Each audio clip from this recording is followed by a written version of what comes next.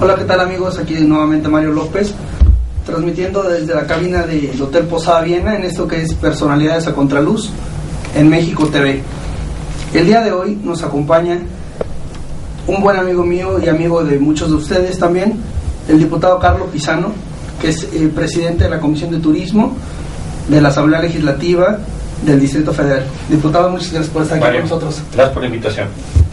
Diputado, cuéntanos para toda la gente que nos está viendo, ¿dónde y cuándo nace Carlos Pizano? Bueno, yo soy originario de la Ciudad de México. Nací un 11 de diciembre de 1975 y bueno, siempre he sido capitalino. Aquí nací, aquí estudié y bueno, pues aquí trabajo. Cuéntanos, ¿qué es lo que más recuerdas de tu infancia?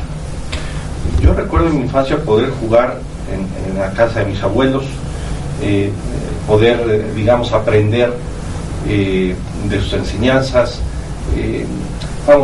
Puedo decir que tuve una infancia que me ha permitido ser lo que soy ahorita y la verdad es que tengo gratos recuerdos. Cuéntanos, ¿quién es el personaje o cuál es el personaje que más admiras? Bueno, sin duda hay varios personajes. Por la fe que profeso, evidentemente Jesús es un personaje protagonista en mi vida. Y bueno, me he topado con distintas personalidades después, como puede ser Carlos Abascal, con quien trabajé prácticamente unos 12 años, que me mostró un ejemplo de ser humano, de abogado, de político, de trabajador. Pero hay muchas personas que han inspirado mi vida y lo que hago. ¿Tú eres abogado de formación? Sí, yo soy egresado de la Universidad Panamericana. Tengo una especialidad en Derecho Administrativo y me encanta el Derecho. Oye, ¿por qué fue que decidiste estudiar Derecho? Por una razón. La verdad es que yo admiraba también, hablando de admiración, a un tío abogado, y bueno, pues tenía la visión de, bueno, yo quiero ser como él, y desde siempre pensé que iba a ser abogado. Ya cuando llegué a la preparatoria, los exámenes vacacionales y ver qué es lo que sucede, me tentó un poco la economía, pero al final ganó el Derecho. ¿Y por qué en la Universidad Panamericana?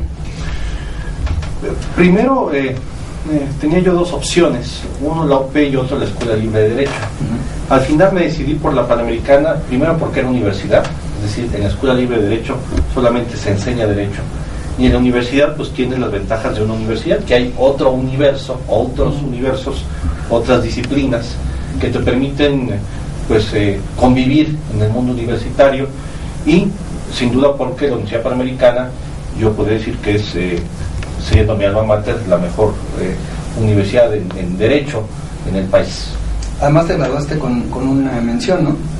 Fue muy satisfactorio. La verdad es que yo creo que cuando te gusta lo que haces, das todo tu potencial, y bueno, pues con mucho gusto tuve el privilegio de titularme de la Panamericana como abogado. Oye, ¿cómo es que incursiones en la vida política? ¿A qué edad? Pues estando en la preparatoria, un grupo de jóvenes, compañeros míos, pues teníamos la inquietud de que las cosas que estaban sucediendo en nuestro país no nos satisfacían, de que no se respetaran las elecciones, todo este sistema autoritario que vivíamos, pues nos movió un poco a participar, y lo que hicimos fue ponernos de acuerdo, analizar espacios de participación política. Estábamos en tercero de preparatoria y decidimos que Acción Nacional era el instrumento adecuado para desarrollar nuestra vocación política. Tocamos la puerta, nos abrieron, y desde que tengo 17 años milito en el Partido Acción Nacional. ¿Quién considerarías como tu ejemplo a seguir en cuanto a política se refiere? Bueno, comentaba ya Carlos Abascal, sin duda, y bueno, debo de mencionar también al fundador o a dos fundadores muy importantes del Partido Acción Nacional, que es don Manuel Gómez Morín y don Efraín González Luna. Manuel Gómez Morín, pues un abogado también, rector de la Universidad Nacional Autónoma de México, director del Banco de México. Le toca ser esa generación de jóvenes que después del movimiento revolucionario intentaron ir dando fundamento a la creación de instituciones, y que luego pues se ve decepcionado por lo que su sede en el movimiento revolucionario, y en vez de convertirse en un caudillo, decide crear una institución política. Y decide no ser el protagonista perenne de esa institución política, es decir, permaneciendo siempre a la cabeza del partido, sino después de cierto tiempo apartarse y dejar que la institución madurara. Ese es uno de los políticos que admiro.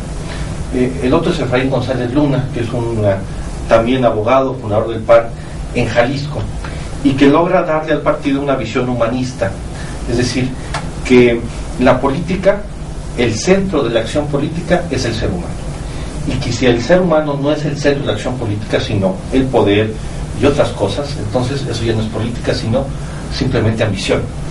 Entonces, la verdad es que afortunadamente para quienes estamos interesados en la cosa pública, hay distintos referentes, no solamente nacionales, sino internacionales, a los cuales tenemos que conocer y aprenderles para poder aportar lo que cada uno de nosotros podemos hacer en la cosa pública y que tenemos que hacerlo, es nuestra obligación. ¿Y cuál considerarías tú que es la mayor satisfacción que te ha dejado estar en la parte política, en los cargos públicos, hasta el día de hoy? No, primero, poder encontrar personas que igualmente están preocupadas de llegar a acuerdos y de poder mejorar las cosas. Eso es una gran satisfacción. Es decir, no todo es lo negativo que a veces percibimos en los actores políticos, que es simple ambición, corrupción, sino que hay la posibilidad de hacer bien las cosas. También es satisfactorio que de alguna manera, después de cierta preparación consciente o inconsciente para un cargo público, darte cuenta que tienes las herramientas con las cuales trabajar. Y sin duda la mayor satisfacción es poder resolverle problemas a la gente, ya sea problemas concretos o problemas generales, que de alguna manera para eso sirve la política, entre otras cosas, para detectar problemas y ofrecer soluciones que se compartan por una mayoría determinada. Y cuéntanos, ¿qué es la Asamblea Legislativa del Distrito Federal? La Asamblea Legislativa es, en palabras muy sencillas, es el órgano legislativo de la Ciudad de México. Es el órgano que se encarga de básicamente dos funciones, que es aprobar las leyes que rigen el funcionamiento de la ciudad y los derechos de los capitalinos, y también otra función muy importante es la de aprobar el presupuesto a partir de los impuestos que recaba el gobierno de la ciudad, y una función de vigilancia de que esos recursos se apliquen conforme al presupuesto aprobado a finales de cada año. ¿Cuál es la diferencia que existe entre un Congreso local y una Asamblea Legislativa? Lo que pasa es que el Distrito Federal no es un Estado, es precisamente un Distrito Federal, y al no ser un Estado no tiene las mismas facultades que un Congreso normal.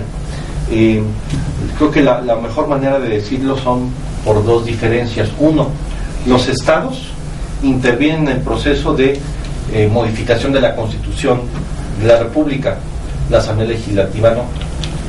Y dos, en cuanto a las facultades de legislación, cuando hablamos de los estados pueden legislar en todo lo que quieran, salvo lo que está expresamente señalado para el Congreso Federal. La Asamblea es al revés. La Asamblea Legislativa solo puede legislar en aquello que la Constitución le señala, y en los demás temas, esto es un dato que a veces no se conoce mucho, la Ciudad de México tiene dos órganos legislativos, la Asamblea Legislativa y el Congreso de la Unión. La regla es muy sencilla. El 122 de la Constitución le dice a la Asamblea en qué temas tiene que legislar, y fuera de esos temas le toca ya al Congreso de la Unión. Platícanos, ¿en qué comisiones participa actualmente?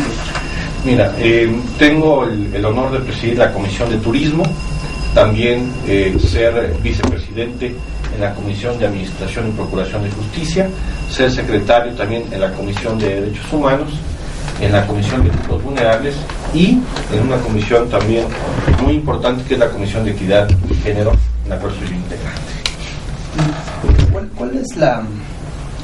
¿Qué es la Comisión de Turismo de la Asamblea Legislativa del Distrito Federal y cuáles son sus funciones?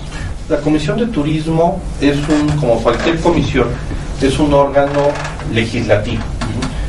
A esa comisión, que está integrada por 9 diputados,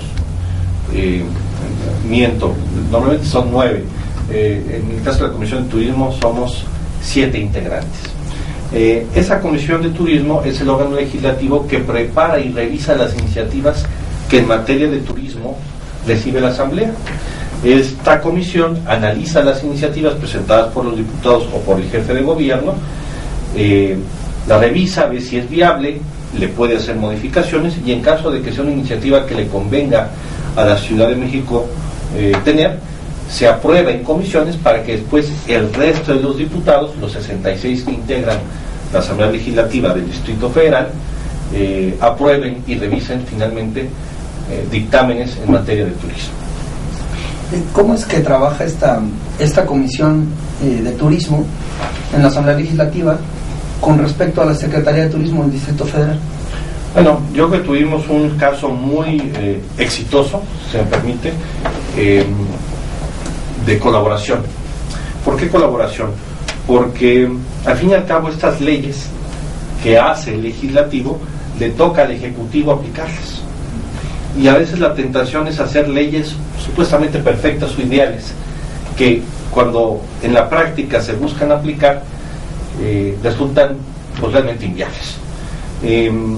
Nosotros tuvimos, cuando llegamos a la Asamblea Legislativa en 2009, una tarea de adecuar nuestra legislación local en materia de turismo, en razón de que había una nueva ley general de turismo que obligaba a que revisáramos cada uno de los estados y el Distrito Federal su marco jurídico. Hicimos la iniciativa y sabíamos que era importante tener no solamente el conocimiento y colaboración de la Secretaría de Turismo, pero sobre todo hacer un aliado estratégico en esta nueva legislación, lo cual lo hicimos, y logramos impulsar una ley de turismo para la ciudad con apoyo no solamente del gobierno de la ciudad, sino también del sector turístico, de los prestadores de servicios turísticos, que nos dieron sus observaciones, las integramos. Yo la verdad es que me siento muy orgulloso de ese trabajo, porque aparte que fue un trabajo en equipo, se logró confrontar, tener distintas ideas sobre cómo hacer una ley de turismo útil, y bueno, afortunadamente esa ley de turismo salió publicada ya en agosto de 2010, y bueno, estamos esperando que se publique el reglamento, que tengo entendido que en las próximas semanas ya tendremos reglamento, lo cual es también muy buena noticia. Sin duda. Oye, ¿y qué considerarías tú que hace falta para que México sea una potencia turística a nivel mundial? Ahorita que pensaba en esa pregunta, y vuelvo a decir algo que no todo el mundo va a compartir. Yo sí creo que México es una potencia en materia turística, y creo que tenemos un privilegio frente a los demás países. Estamos casi siempre dentro de los 10, 13 primeros lugares en materia turística, porque tenemos la gran ventaja de haber estado ubicado en un lugar con tanta riqueza natural, con tanta riqueza cultural. No hay que olvidar que México no solamente es una cultura, son varias culturas fusionadas. La propia cultura precolombina, indígena, con todos los digamos, evidencia de esa cultura todavía presente y viva, incluso no solamente en muchos de nuestros ciudadanos que vienen directamente de esta tradición, de estas tradiciones y de los vestigios que tenemos, sino también de la fusión, del mestizaje que fusiona una cultura europea con tanta riqueza, que bueno, pocos países como el nuestro tienen esta fusión de culturas. Lo que sí es que como potencia somos una potencia que probablemente estemos tal vez a medio gas, es decir, la capacidad que tenemos para explotar de mejor manera nuestros atractivos turísticos, de poder hacer mejores cadenas entre los prestadores de servicios turísticos, de presentar mejor lo que tenemos que ofrecer en materia turística, creo que son los grandes retos del sector turismo. Y bueno, también es un tema de coordinación entre autoridades, prestadores de servicios turísticos y pues todo lo que gira alrededor de esta industria que sin duda es un potencial de desarrollo económico muy importante para nuestro país y que podemos y debemos aprovecharlo mejor. ¿Consideras tú que como país y en particular a la Ciudad de México se les ha dado la importancia que tienen en materia de turismo? Depende por quién. Si me dices desde la perspectiva gubernamental, yo te diría que uno revisa, vamos a poner el caso del presupuesto de la Ciudad de México. Si uno revisa desde las distintas secretarías que hay en el gobierno de la ciudad, la Secretaría de Turismo es la que recibe menos recursos. Apenas para este año 2012 tendrá un presupuesto de apenas 60 millones de pesos, lo cual bajo una ciudad con tanta riqueza cultural, con tanta conectividad, pues resulta realmente escaso. No quiere decir que todo lo que se invierte en turismo tenga que venir de la Secretaría de Turismo, también la inversión que pueda venir de la Secretaría de Desarrollo Urbano, de la Secretaría de Cultura, aporta al turismo, pero sí me parece que hay falta de una visión estratégica y por lo tanto que eso se refleje en presupuestos en materia de turismo. Y creo que los prestadores de servicios turísticos también tienen una tarea pendiente y es que puedan ser más equipo. Pareciera que el sector de prestadores de servicios turísticos está dividido, no pareciera, está dividido. Hay prestadores que son tan grandes que no creen necesitar de los demás y entonces no aportan a la cosa pública del turismo, y hay otros pequeños que no encuentran la forma de organizarse para poder ser más fuertes, no solamente fuertes en cuanto a exigir a la autoridad que haga lo que tenga que hacer, sino de aprovechar sinergias para poder hacer mejor el negocio turístico. Hace rato hablábamos de la nueva ley de turismo que se aprobó y que se publicó. ¿Cuáles considerarías que son las diferencias fundamentales entre esta nueva ley y la anterior que existía? Primero, yo creo que uno, fue una legislación, o es una legislación que tiene muy claro que no tiene todas las respuestas, o más bien que tiene muy claro para qué sirve una ley. Y una ley sirve para dos cosas fundamentales. Una, dar las bases para la organización del gobierno en materia de turismo, las bases. Y dos, establecer derechos y obligaciones de los que participan en el sector turístico. Entonces me parece que esta ley tiene esa estructura. Segundo, que efectivamente da instrumentos para el desarrollo turístico, que tampoco son descubrimientos del hilo negro en ese proceso legislativo que hicimos, sino que a partir de la ley general se establecieron mecanismos, por ejemplo, como el Consejo Consultivo de Turismo, que por cierto está por instalarse. Hay una comisión intersecretarial para que todos los temas que tengan que ver con turismo tengan un espacio de decisión en gobierno en la Ciudad de México, para que luego una decisión que se toma desde un escritorio, por ejemplo en seguridad pública, pues se le vea el aspecto de turismo y pueda tener la retroalimentación de sus demás colegas para que no se afecte o más bien se beneficie el sector turismo.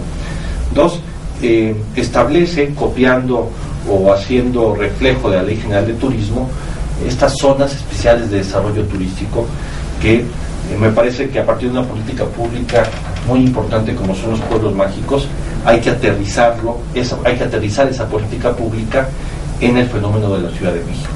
Y bueno, se establece estas zonas de desarrollo turístico local para efecto de desarrollar incentivos para un estándar de servicios turísticos en ciertos barrios o colonias de la Ciudad de México que por su característica son turísticas, pero que es necesario que la autoridad supervise que la prestación del servicio turístico se dé bajo prácticas de calidad, no solamente de los servicios que el gobierno debe de otorgar, sino también por parte de los prestadores.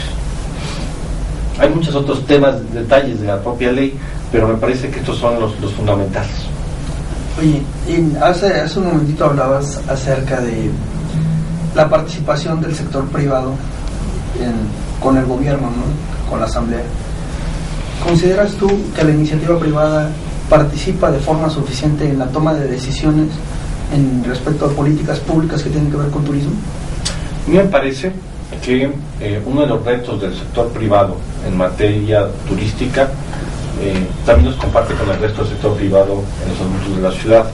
Primero, a mí me parece que el sector privado, con los recursos que tiene, debiera tener esfuerzos de diagnóstico propio para poder hacer propuestas. Y ese diagnóstico se alimenta con personas dedicadas del sector privado a analizar la realidad económica, de seguridad pública, de servicios urbanos, que le den al propio empresario y al propio dirigente empresarial herramientas para opinar con el gobierno, porque el gobierno tiene su estructura para generar diagnósticos.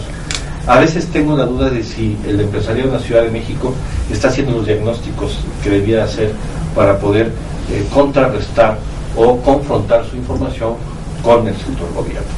Y dos, me parece también que el gran reto de los dirigentes empresariales es ser representantes de sus propios intereses.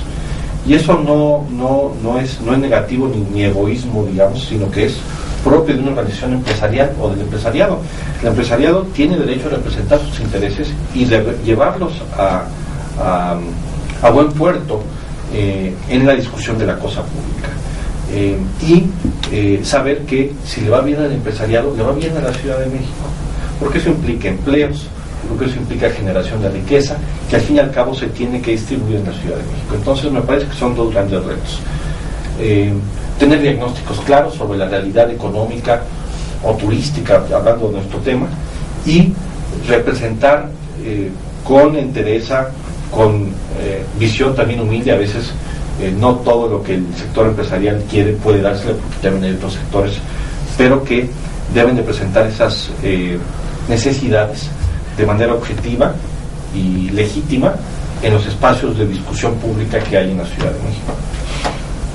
Pero bueno, estamos hablando del tema de los empresarios, la gente que ya participa en el sector de alguna manera, pero hay un sector que viene empujando, que es la parte de los jóvenes. ¿Consideras que debería existir una mayor vinculación entre los empresarios y los estudiantes de turismo o los jóvenes que vienen empujando en el sector?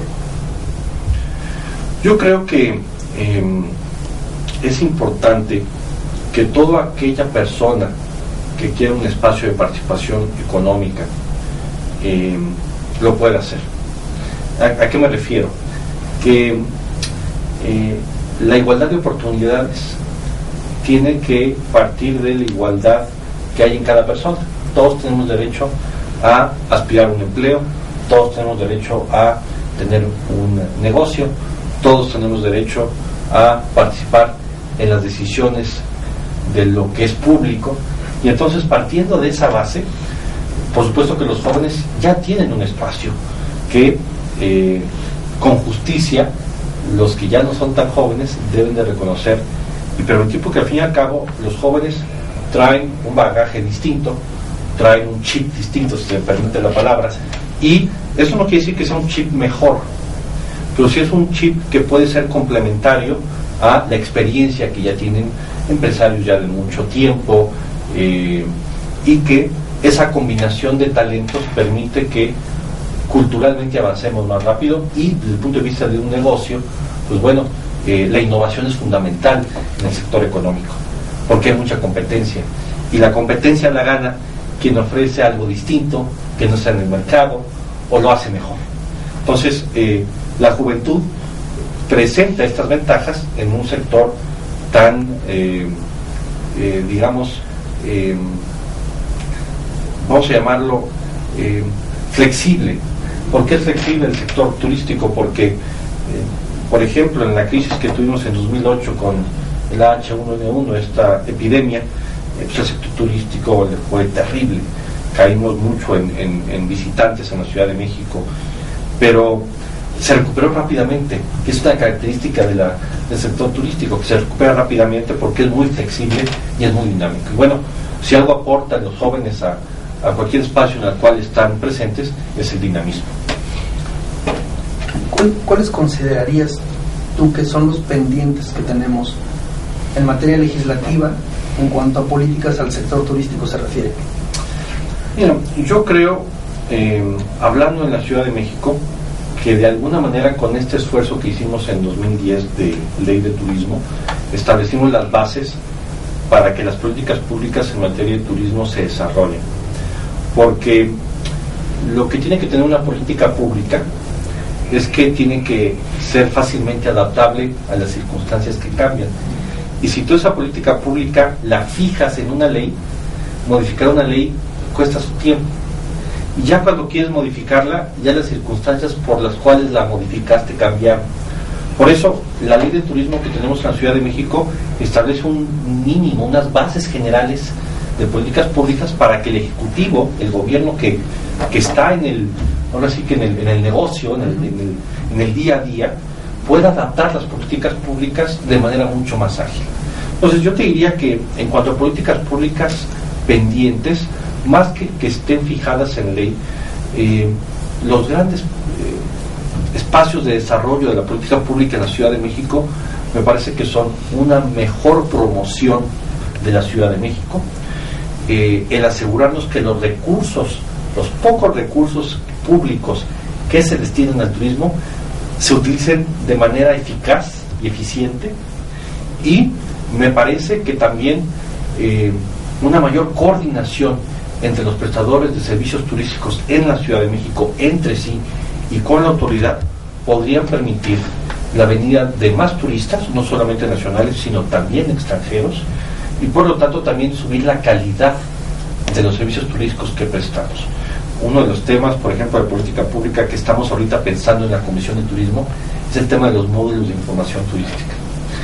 Tuve la oportunidad de visitar Puebla capital hace 2 semanas, 3 semanas, y el módulo de turístico que tiene la ciudad de Puebla ya lo quisiera la Ciudad de México.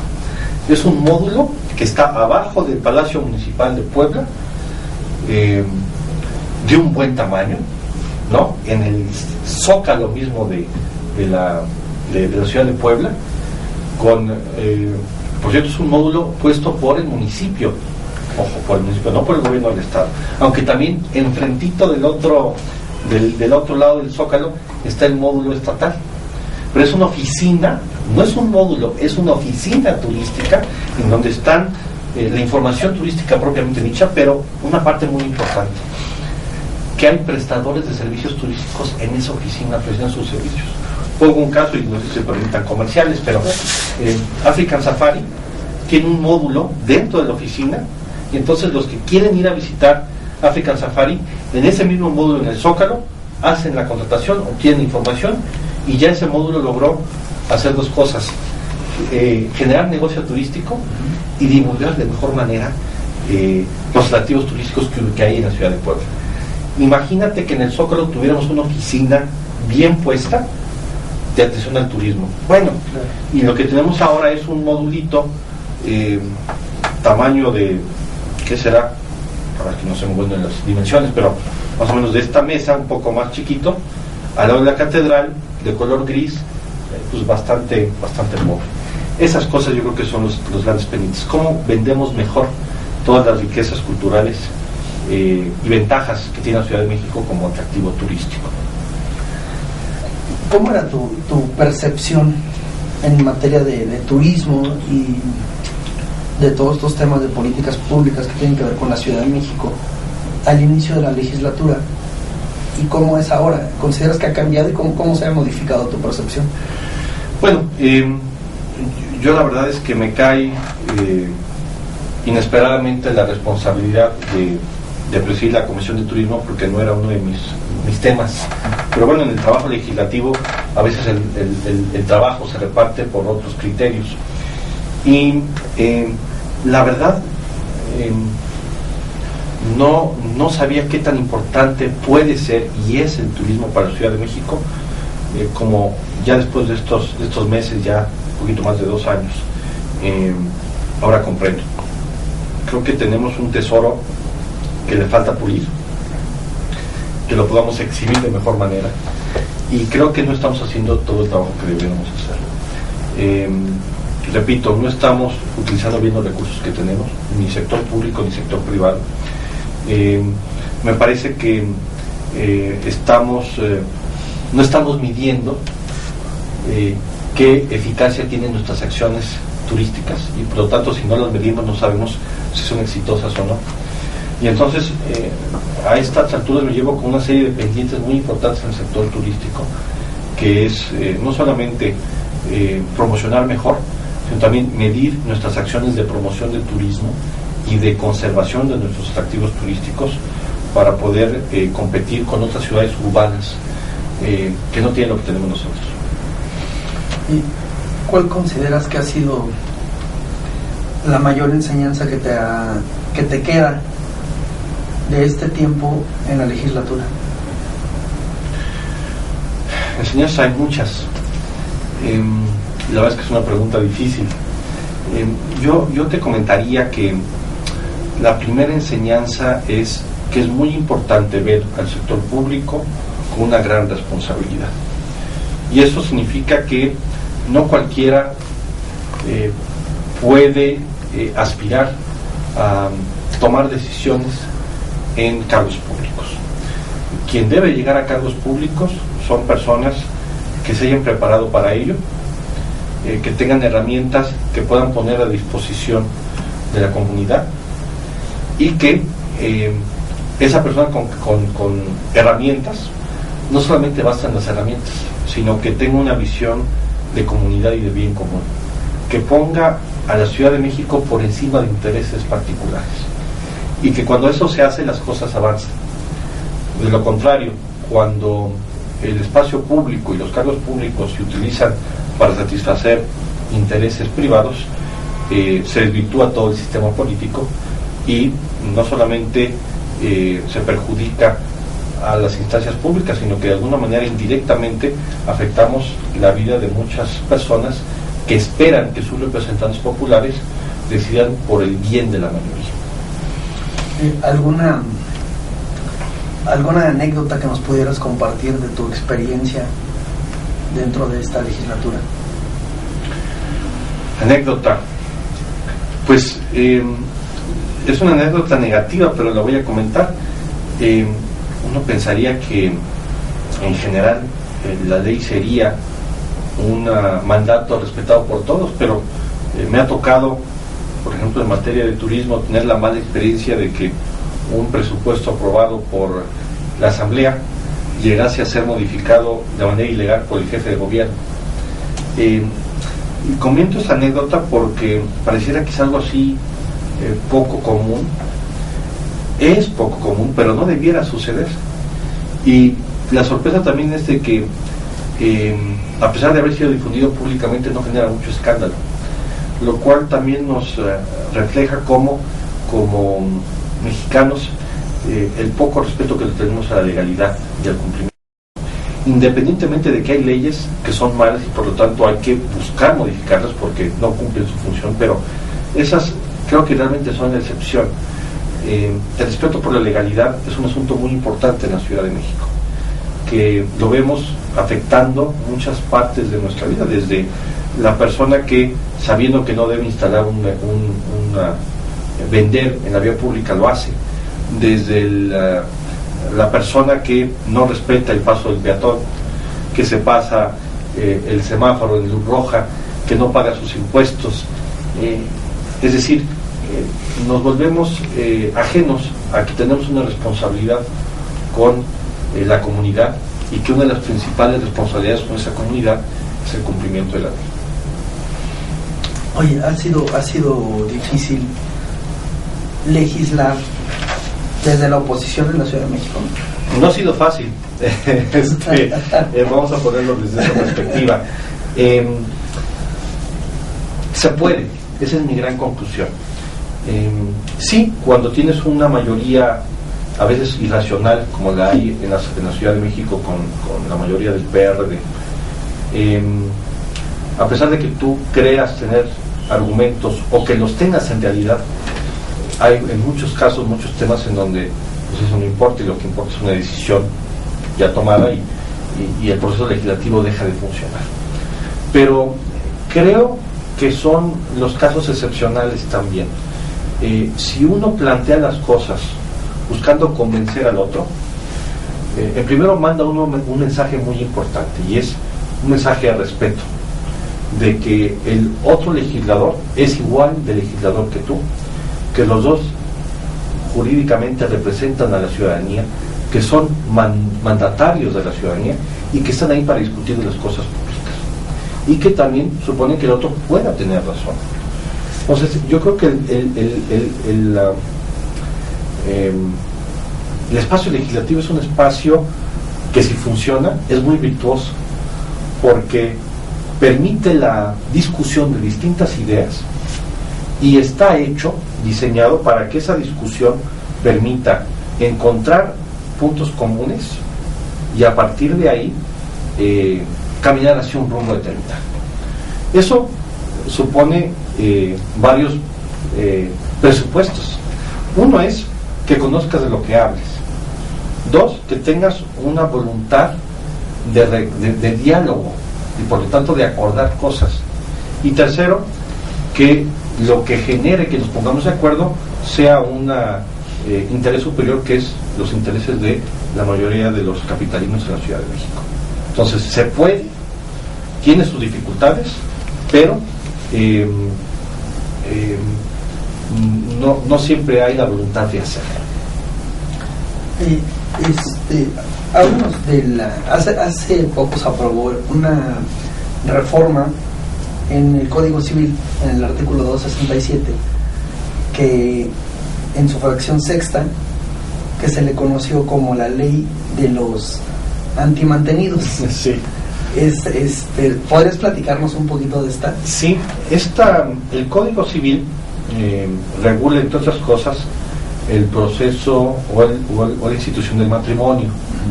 Y el matrimonio tiene un régimen económico, es decir, ¿qué pasa con los bienes de los que contraen matrimonio?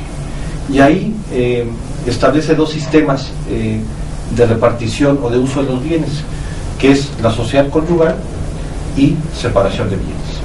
En la sociedad conyugal, a partir de que se da el matrimonio, lo que sucede es que los bienes, por lo general, son compartidos en una sociedad. Es decir, todo lo que entra al patrimonio de los cónyuges se divide entre dos, digamos, como principio. Pero hay el otro régimen, que es el régimen de separación de bienes, en donde cada cónyuge mantiene su patrimonio, no hay confusión de patrimonios, digamos. Pero a partir de que en el Distrito Federal ya no hay divorcio necesario, sino que hay divorcio voluntario, con que una de las cónyuges decida separarse, se extingue el vínculo matrimonial, se estableció una serie de reglas para resolver los problemas con el matrimonio y sus bienes, tratándose de separación de bienes. Y ahí lo que señala el Código Civil, señalaba, es que en algunos supuestos, a pesar de que te casaste por separación de bienes, había supuestos donde uno de los cónyuges tenía que darle parte de su patrimonio al otro, a pesar de que habías pactado, oye, tú lo tuyo y yo lo mío. Y eran tres supuestos. Uno, que uno de los cónyuges se hubiese dedicado al hogar. ¿Cuál es la lógica de la ley? Bueno, si yo me dediqué al hogar, mantener el hogar, lo administré, y tú, otro cónyuge, hombre o mujer, se fue a trabajar, pues el que se fue a trabajar pudo haber generado un patrimonio que el que se quedó en la casa no lo pudo generar. Entonces, con justicia, el que tiene bienes porque se fue a trabajar le da una compensación al que se quedó en el hogar. Ese es el primer supuesto. El segundo supuesto es parecido, quien se dedicó a cuidar a los hijos, porque tanto el cuidado del hogar como el cuidado de los hijos es una actividad económica. Entonces también se quedó a cuidar a los hijos, pues no pudo salir a trabajar. Entonces también el Código Civil establecía una compensación que permanece. Y ahora viene qué es lo que modificamos. Había un supuesto en donde ninguno se había dedicado al hogar, no había hijos, o nadie se dedicó exclusivamente a cuidar a los hijos, pero simplemente uno de los dos tenía más bienes que el otro. Y entonces en ese supuesto, el que tenía menos bienes podía pedirle al otro una compensación. Y eso es donde nosotros veíamos una injusticia, porque se está dando el fenómeno de muchos matrimonios que los dos trabajan, no tienen hijos, pero por alguna razón, y casados en separación de bienes, que significa que cuando te casaste, acordaste con el otro, oye, ¿sabes qué? Cada quien va a mantener su patrimonio. Y resulta que teníamos una norma en donde pues, prácticamente hacíamos nulo ese acuerdo, porque al final, si se disolvía el vínculo matrimonial, ibas a tener que darle una lana a quien o trabajó menos o ganaba menos, y simplemente porque o no quiso trabajar, que ese es el supuesto de antimantenidos. Entonces, lo que vinimos a hacer con esa reforma es eliminar ese supuesto, porque si tú te casas bajo separación de bienes, ahí no hay engaño. Tú ya sabes que lo que él tiene se lo queda a él, y lo que ella tiene se lo queda a ella. Entonces eliminamos ese supuesto para que quedaran solamente dos: si alguien se dedicaba al hogar o al cuidado de los hijos, pero ya nada de gente mantenida, ¿no? Sí. Y eso aplica para ambos, ¿no? Para hombres y para hombres y mujeres, no distinto. ¿No causa mucha polémica esta modificación? Pues la verdad es que al final no. De hecho, esto nos lo reflejó no solamente abogados que veían el tema, sino también incluso recibimos correos electrónicos. Te pongo el caso de una mujer que está en un proceso de divorcio, que ella con un crédito a través de su trabajo compró la casa, que ella mantenía la casa mediante sus tarjetas de crédito, y el hombre por alguna razón no trabajaba, y ese matrimonio estaba ya disolviéndose, y ella tenía miedo a pedir el divorcio, porque el esposo iba a poder pedirle la mitad o casi hasta la mitad de su patrimonio, cuando ella fue la que trabajó, la que compró la casa, la que se fletó a pagar el crédito, y el otro pues sentado disfrutando de el otro mantenido. ¿no? Entonces la verdad es que respondió a una necesidad real en nuestra cambiante sociedad mexicana y capitalina. Esta parte, me imagino yo que entró por la parte de la Comisión de Procuración de Justicia. Es correcto. ¿Qué otra modificación consideras que ha sido de las más importantes que han llevado a cabo en esta comisión? Hay una que se deriva de una reforma constitucional. En 2008 el constituyente permanente se aventó a establecer un nuevo sistema penal, un nuevo sistema acusatorio penal, en donde ahora hay más oralidad en el proceso. Eso significa que los asuntos, hay más inmediatez entre el juez y el procesado en materia penal, en donde se fortalece la presunción de inocencia como principio en los procesos penales, y esto significa un cambio de paradigma en la forma en que se administraba o se administra justicia penal. Y como es un cambio cultural, el constituyente permanente dio 8 años para modificar el proceso en que se llevan los asuntos penales. Entre las reformas que ya hicimos en cumplimiento de esa reforma es la ley de ejecución de sanciones penales. Y el cambio cualitativo es de que antes el cumplimiento de la pena de alguien que ya está sentenciado porque se le comprobó que cometió un delito, le tocaba al Ejecutivo ver que cumpliese la pena, y también le tocaba al Ejecutivo ver si el que estaba condenado tenía derecho a ciertos beneficios de preliberación, buena conducta, pago de la reparación del daño a la víctima. Y lo que aprobamos es que ahora esa función no la haga el Ejecutivo, sino que lo haga un juez penal especializado en ver que se cumplan las sentencias. Y entonces lo que le toca ahora nada más al gobierno de la ciudad, al Poder Ejecutivo, es administrar las cárceles, pero le toca al juez supervisar el cumplimiento de la pena, pero también una cosa muy importante, el respeto a los derechos del procesado, porque a pesar de que tú cometiste un delito, sigues siendo persona, sigues teniendo derechos, y tienes derecho a que reconozcas el daño que hiciste a la sociedad y puedas volverte a reintegrar. Entonces, me parece que esta reforma es una de las más importantes en cuanto a la trascendencia que supone, y que, bueno, va avanzando, no sin dificultades. Y la Ciudad de México históricamente ha sido referente para todo el país en cuanto a innovación, en cuanto a reformas. ¿Consideras que esto se mantiene hoy en día?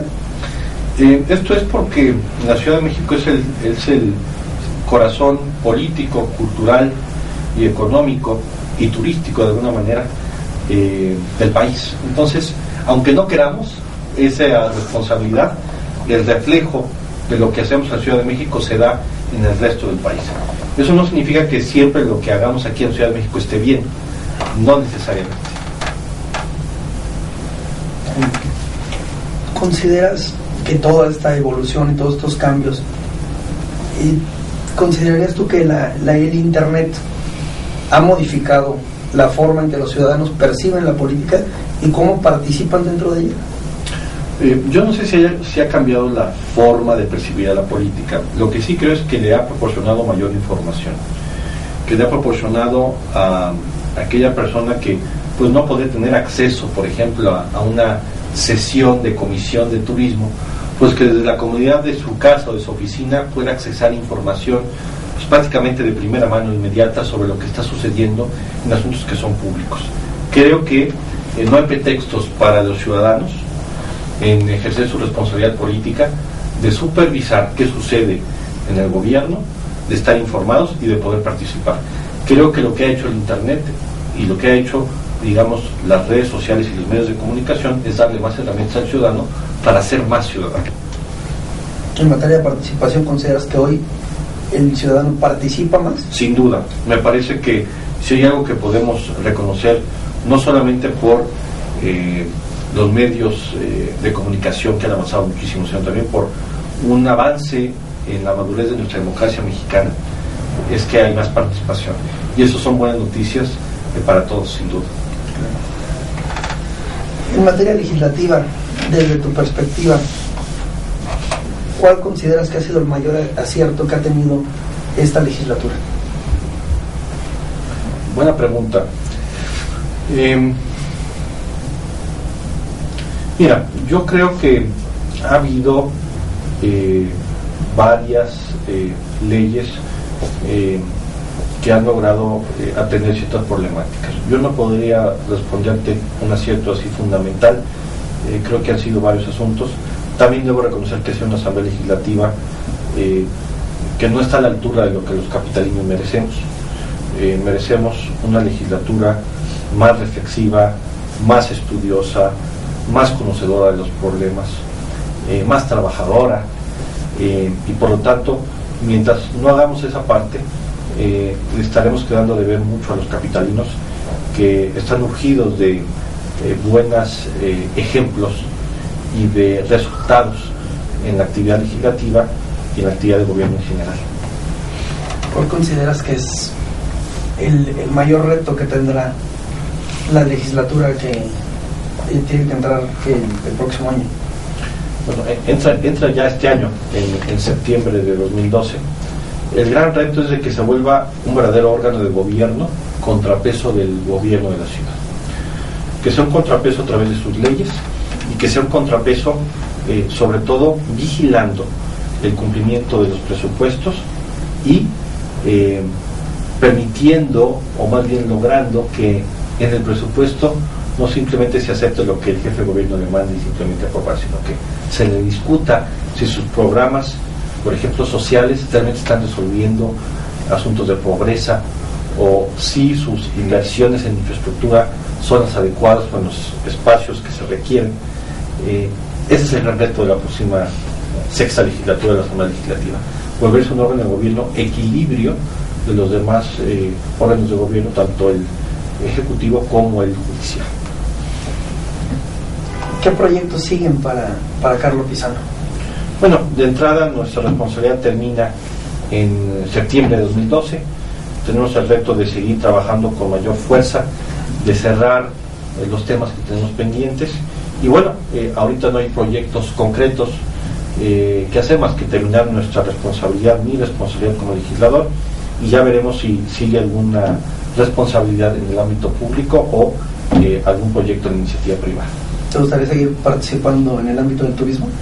Sin duda, me parece que es un asunto, es un tema que podemos aportar con esta valiosa experiencia de haber estado en el legislativo y ver al turismo desde esta perspectiva, y creo que es una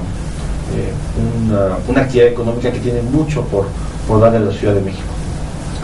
Pues yo quiero agradecerte que hayas hecho un espacio en la agenda, que nos hayas acompañado aquí en este programa.